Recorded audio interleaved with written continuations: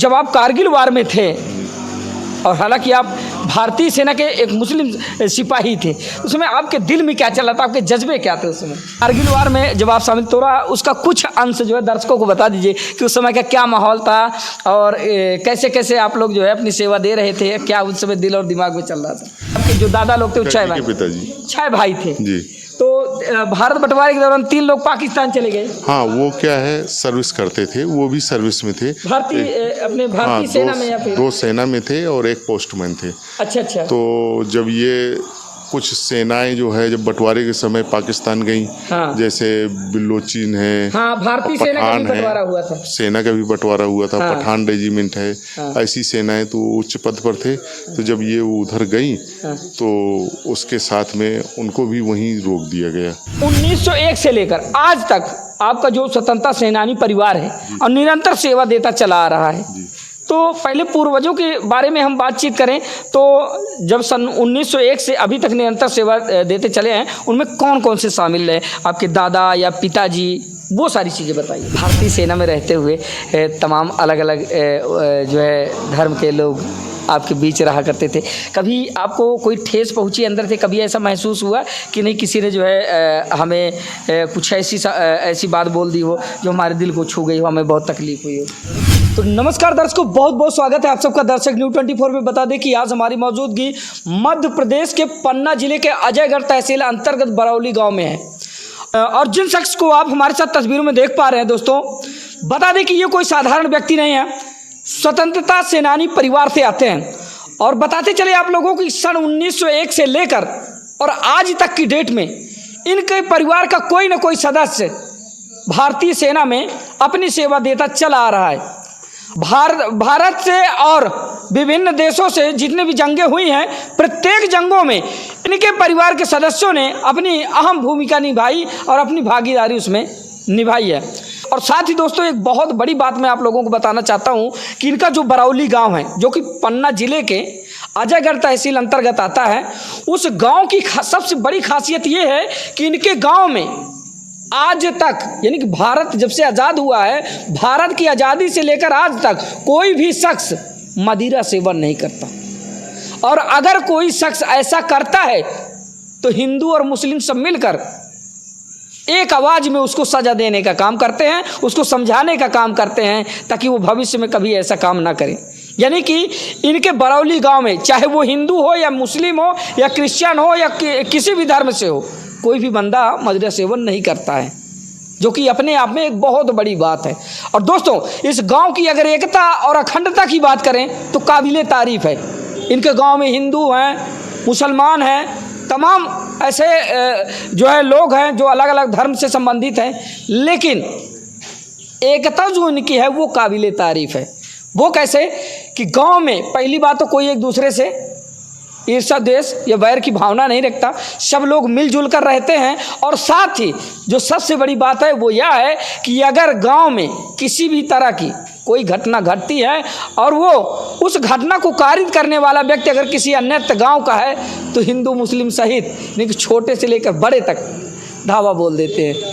यानी कि इंसाफ की लड़ाई में हर वो शख्स आगे आगे चलता है जिसको लगता है कि हमारे गांव में इस बंदे ने बहुत गलत किया है। तो दोस्तों आइए वो शख्स हमारे साथ हैं, इनसे जानने का प्रयास करते हैं कि दरअसल भारतीय सेना में इन्होंने अपनी क्या सेवा दी और इनके पूर्वजों ने क्या सेवा दी, और आज ये लोग भारतीय सेना को किस नज़रिए से देखते हैं। क्योंकि भारतीय सेना में काफ़ी बदलाव भी देखे गए हैं। जैसे कि अभी भारतीय सेना की वैकेंसी के बारे में ही बात करें तो अग्निवीर जैसी योजना यहाँ पर जो लॉन्च हुई है उसके बारे में भी इनसे सिलसिलेवार बातचीत करेंगे। सबसे पहले तो आप अपना शुभ नाम बताएं दर्शकों को। अब्दुल मुख्तार मेरा नाम है जी, और मैं बरौली गांव से रहने वाला हूँ। जनपद अजयगढ़। पन्ना। हाँ, पन्ना से। जनपद पन्ना, तहसील अजयगढ़। चलिए, तो सर जैसा कि मैंने दर्शकों को पहले ही बता दिया कि हम जिस टॉपिक पे बात करने वाले हैं, टॉपिक हमारा ये है कि सन 1901 से लेकर आज तक आपका जो स्वतंत्रता सेनानी परिवार है और निरंतर सेवा देता चला आ रहा है, तो पहले पूर्वजों के बारे में हम बातचीत करें तो जब सन 1901 से अभी तक निरंतर सेवा देते चले हैं, उनमें कौन कौन से शामिल है? आपके दादा या पिताजी, वो सारी चीज़ें बताइए। 1901 से जैसा कि मैंने अपने पूर्वजों से सुना है, हाँ। 1901 में मेरे दादाजी भर्ती हुए थे। अच्छा अच्छा, अंग्रेजों के टाइम पर 1901 में भर्ती? 1901 में भर्ती हुए थे। हाँ उसके बाद उन्होंने सेना में हाँ अपना योगदान दिया। जी। उसके बाद 1940 में शायद पिताजी वगैरह भर्ती हुए थे। पिताजी 3 भाई थे। पिताजी 1940 में भर्ती? जी, पिताजी और मतलब छोटे बड़े 3 भाई थे पिताजी। हाँ तो तीनों भाई सेना में गए। जी। उन्होंने जो है अपना योगदान दिया और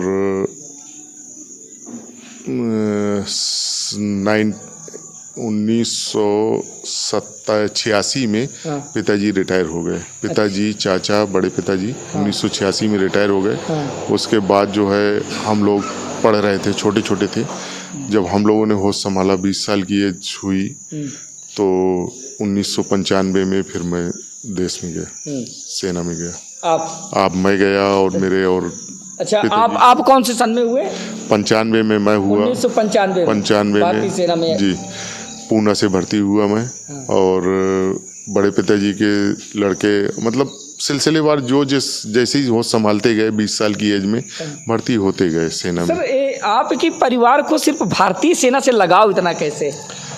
अब देखिए, एक माहौल बनता है, जैसे नेता का लड़का नेता बनता है, वो सेना के दूसरे कामों की तरफ नहीं ध्यान देता। बिल्कुल बिल्कुल। तो हमारे परिवार का एक लगाव बन गया कि मैं भी सैनिक बनूंगा। जब वर्दी पहन करके आते थे पिताजी वगैरह, तो उस समय जो है मतलब खूबसूरत लगता था, अच्छा लगता था और हौसला लगता था कि मैं भी सैनिक बनूंगा। अच्छा अच्छा, जब पिताजी को आप वर्दी में देखते थे तो मन में ख्याल आते थे कि पिताजी की तरह मैं भी आर्मी में जाऊं। तो ऊपर वाले ने सुनी हमारी और हम लोग जो है अच्छा मेहनत किया, भर्ती हुई। अच्छा, सन 1901 से आपने बताया कि सन 1901 से लेकर और अब तक आपका जो स्वतंत्रता सेनानी परिवार है वो निरंतर भारतीय सेना में अपनी सेवा देता चला रहा है। तो कौन कौन से ऐसे वार देखे हैं जो है जिनके आप चश्मदीद रहे हों या फिर आपके पूर्वज चश्मदीद रहे हों? देखिए, तकरीबन जितने वार हैं 1901 से आज तक, वो सारे वार कुछ तो हमने देखे और कुछ सुने। अच्छा अच्छा, तो कौन कौन से वार में सम्मिलित आप और आपका परिवार रहा? आप 1901 से आज़ादी की लड़ाई, सबसे पहली लड़ाई, उसमें सम्मिलित रहे।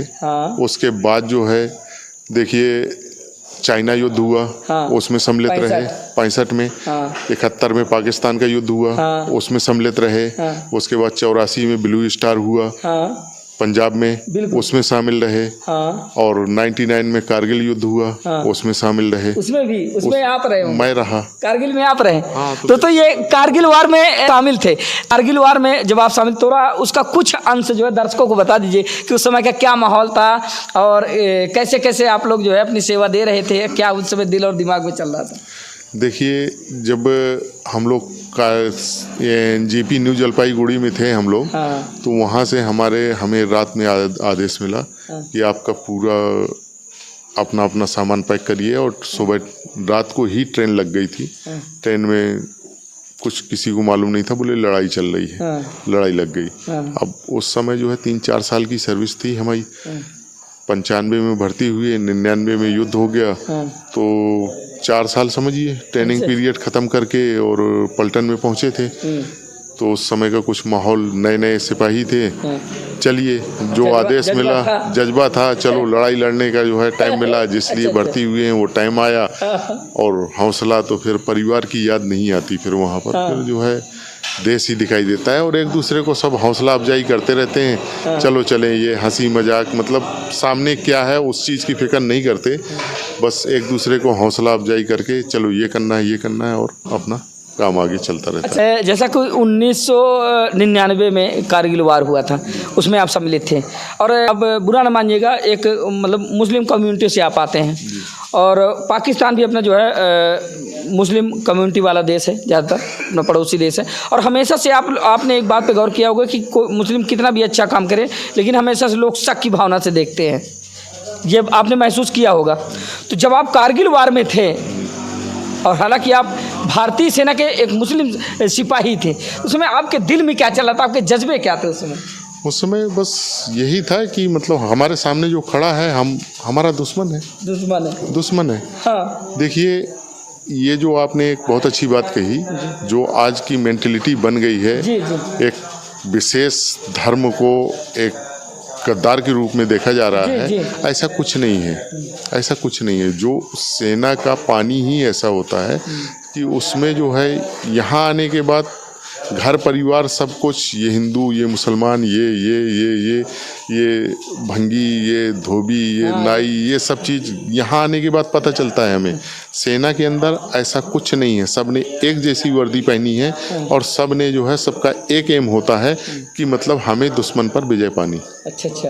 वहाँ पर ऐसा कुछ नहीं है। एक टेबल पे बैठ के खाना खाते हैं, उसकी कास्ट से मतलब नहीं है, सिर्फ नाम से मतलब है। जब भी संबोधित करेंगे तो उसको नाम से संबोधित करते हैं, नाम से संबोधित करते हैं और उसको जो है कास्ट से संबोधित नहीं करते। अगर कास्ट का नाम किसी ने गलती, पहली बात तो ले नहीं सकता, मर जाएगा, लेकिन कास्ट का नाम नहीं लेगा। और अगर किसी ने गलती से ले लिया तो उसको पनिशमेंट मिल जाता है। उसके ऊपर जो है तुरंत एक्शन होता है और उसकी शिकायत अफसर तक अगर पहुंच गई गलती से तो उसकी फिर खैर नहीं है, उसको पनिशमेंट मिलेगा सेना के हिसाब से। और मतलब दोबारा नाम लेना, भेदभाव, ये चीज़ अगर सेना में फैल गई तो मतलब देश गुलामी की तरफ चल पड़ेगा। बिल्कुल। तो ये चीज़ सेना के अंदर बिल्कुल देखने के लिए नहीं मिलती। देखने के लिए क्या, दिमाग में बात नहीं आ सकती इस चीज़ के बारे में। हाँ, ऐसा, हाँ, इस तरीके से माहौल। क्योंकि देखिए, कोई भी जवान है जो जिसने वर्दी पहनी है, वो सब सैनिक है। काम के हिसाब से ट्रेड होते हैं, उसमें काम के हिसाब से उसको अपना अपना काम करना है, अलग अलग काम। बाल काटने वाला है वो बाल काटेगा, लेकिन जब देश को ज़रूरत पड़ेगी तो वो राइफल चलाएगा। अच्छा। हाँ, वहाँ पर जो है उसको राइफल की ट्रेनिंग मिलती है। हाँ। और ट्रेनिंग देने की, वो खाली कैंची की ट्रेनिंग नहीं मिलती है, उसको राइफल की भी ट्रेनिंग मिलती है। और जो खाना बनाने वाला है उसको भी राइफल की ट्रेनिंग मिलती है।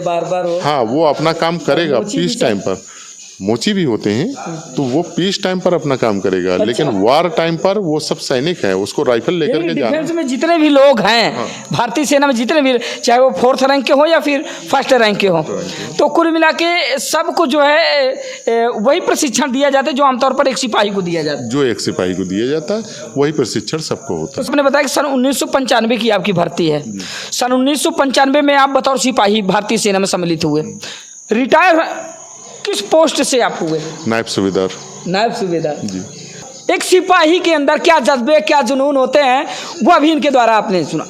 और इनका कहना ये है कि जिस दिन से हमने वर्दी पहनी तो बस में हर वो शख्स दुश्मन लगता है जो हमारे भारत के लिए बुरा सोचता है या बुरा करने की सोचता है। ऐसा जज्बा होता है एक भारतीय सैनिक का, फिर वो चाहे किसी धर्म से हो। लेकिन एक बहुत बड़ी बात जो इन्होंने ये बताई तो वो ये है कि भारतीय सेना में जाने के बाद हमारे सारे मतभेद मिट जाते हैं। ना तो वहाँ कोई हिंदू है, ना कोई मुसलमान है, ना कोई सिख है, ना कोई ईसाई है, ना कोई जैन है। वहाँ पे सिर्फ एक वसूल होता है, वो होता है भारत की रक्षा करने वाला भारतीय सैनिक। ये बहुत बड़ी बात है। और इनका जो परिवार है, एक प्रकार से कहें कि आमतौर पर आप लोग गांव देश की भाषा में बोलते हैं ना, खानदानी पेशा।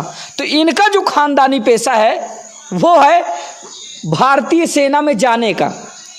और इनके गांव में बता दें कि आज तक कोई भी व्यक्ति मदिरा पान नहीं करता और प्रत्येक घर से कोई ना कोई सैनिक में जाता है। और हर व्यक्ति के अंदर ये जज्बा होता है, ये जुनून होता है कि हम अपने बच्चे को सैनिक में भेजे। एक बहुत बड़ी बात आप लोगों के साथ साझा करेंगे।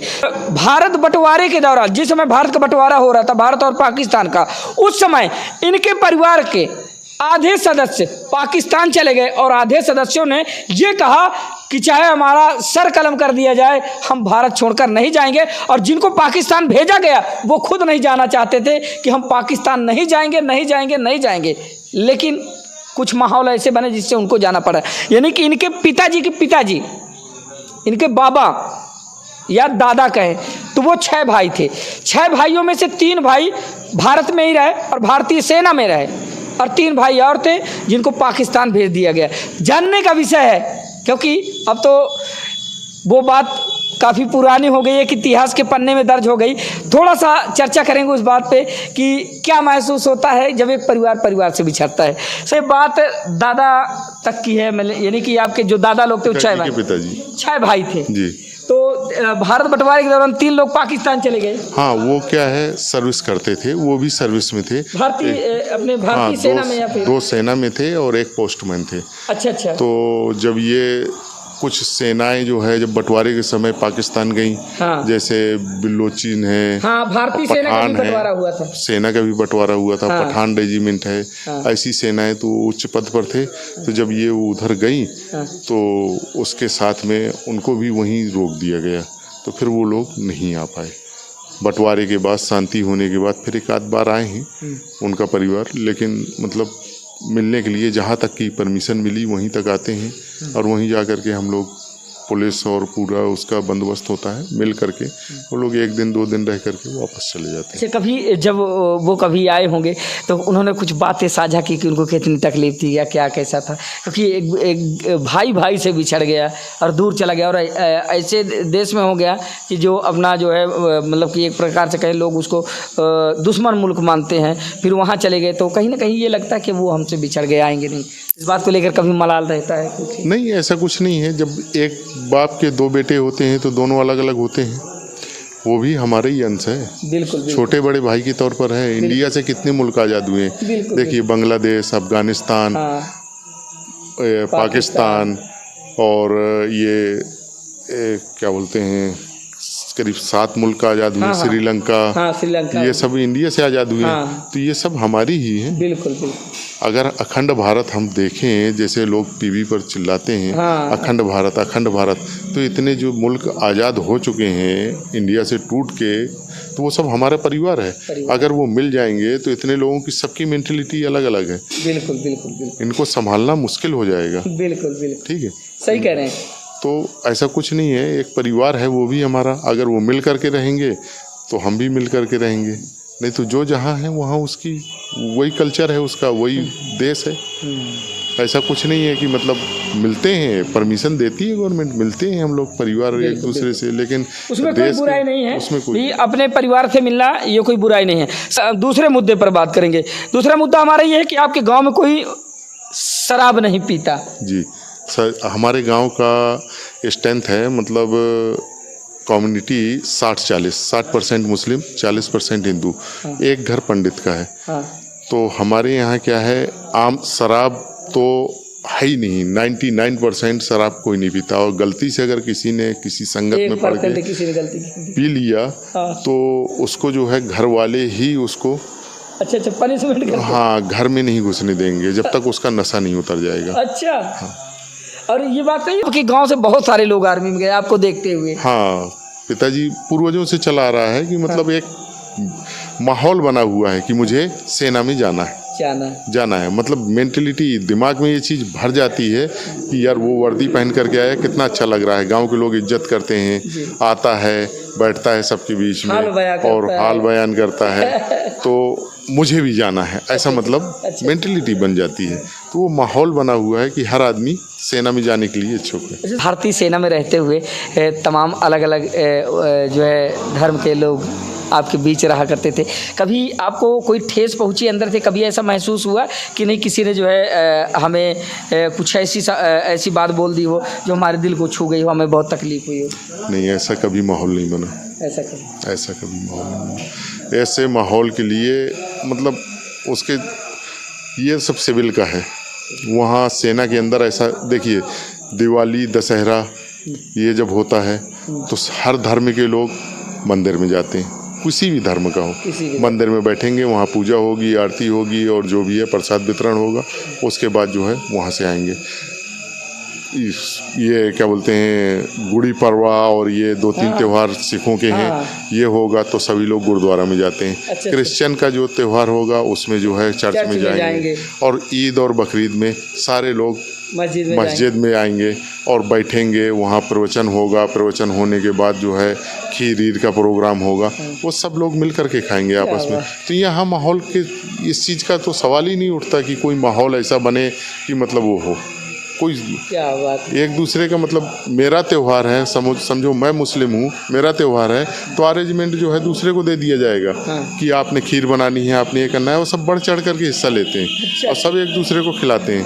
वो मतलब बहुत फील ही नहीं कि हम फिल्मों में देखते हैं, वो हकीकत में वहाँ पर बिल्कुल आर्मी इसी का नाम है, आर्मी इसी का नाम है। वहाँ धर्म विशेष की जगह नहीं है, जगह नहीं, विशेष धर्म की जगह ही नहीं है, सर्वधर्म। जैसा कि आप 1995 में भर्ती हुए थे और फिर 1995 से अब कब तक सेवा दिए थे?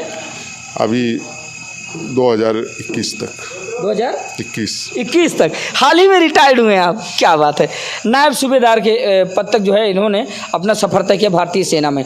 और भारतीय सेना में कुछ बदलाव किए गए हैं कि पहले आपके समय पे जो भर्ती होती थी या अभी 1 से 2 साल पहले तक जो भर्तियाँ होती थी वो अलग तरीके से होती थी, लेकिन अब जो भारतीय सेना में बदलाव किया, अग्निवीर, आपने सुना अग्निवीर योजना जो आई है, जिसमें कि एक समय अवधि दी गई है, कितने वर्ष तक ड्यूटी करेंगे, इसके बाद रिटायर्ड हो जाएंगे, फिर उसके बाद उनको इतना पैसा दिया जाएगा, है ना।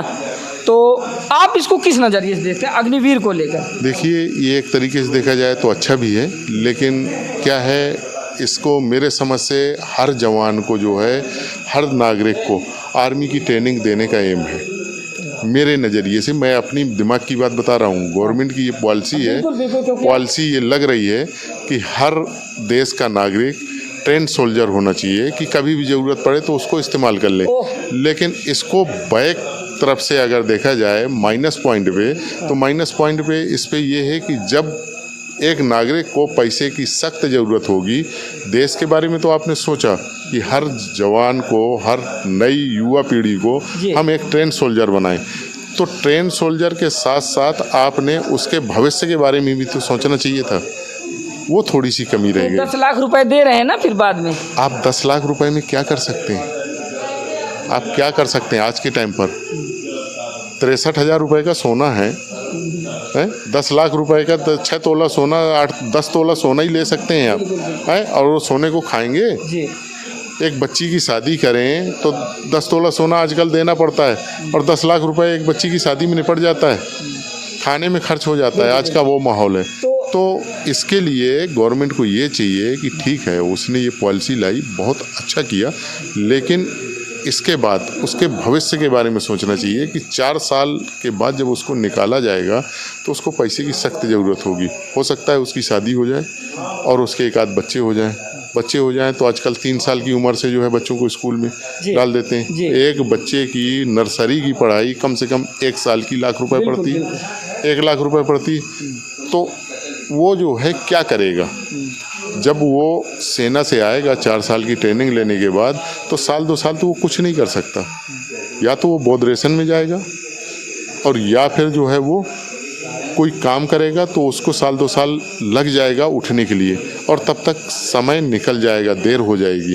तो इसलिए जो है उसके लिए एक ऐसी पॉलिसी लाना चाहिए गवर्नमेंट को कि जो आपने 4 साल का समय ट्रेनिंग देने में उसको लगाया, उसमें जंग ना लगे, कंटिन्यू रहे, बैठे ना।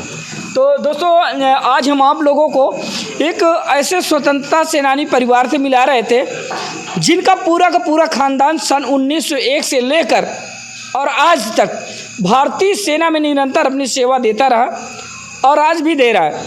जितने भी वार हुए हैं भारत से और अलग अलग देशों से, जैसे पाकिस्तान हो गया, चाइना हो गया, या फिर और तमाम जो वार हुए, उन सारे वारों में कहीं ना कहीं परिवार का कोई ना कोई सदस्य शामिल रहा। तो आप लोगों की राय क्या है दोस्तों? अगर हकीकत में इस परिवार से आप लोग प्यार करते हैं तो एक मीठा सा कमेंट जय हिंद के रूप में ज़रूर लिखें। दोस्तों, मिलते हैं किसी अगली वीडियो में, तब तक के लिए नमस्कार, जय हिंद।